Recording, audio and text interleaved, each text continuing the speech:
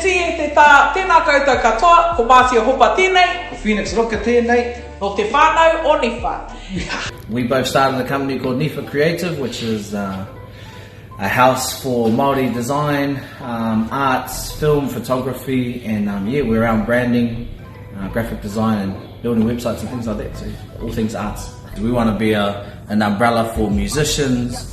We want to be able to offer work to models and to actors and to bands, like all of those type of things. We want to be an umbrella for all of those type of things. We want to be able to subcontract whanau who are photographers, who are into film, who are artists, who are our cousins who just doodle on pieces of paper, and we want to be able to take that mahi and be an umbrella for them and subcontract our whanau and become a hub and a space where we can cover everything, just utilising the skills and talents of our whanau.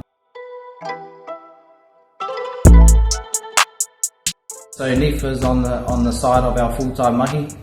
So probably the biggest challenge is juggling our full-time mahi with this mahi as well. Most of our hours that we do for Niwha is in the wee hours of the morning, after work, after dinner, after our kids are all settled and all of those kind of things. And then it's hard to work with whanau and work with family, because for me I'll do it all for free.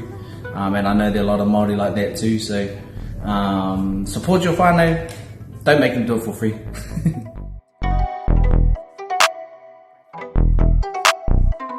My biggest tip would just be not to undersell yourself. Just take what you love, take your passion, and just go chase it, do it now. Don't wait till tomorrow, don't wait for next week and till all the stars to align properly. Just start now. Kia kaha, Kia Maya. kia Niwha.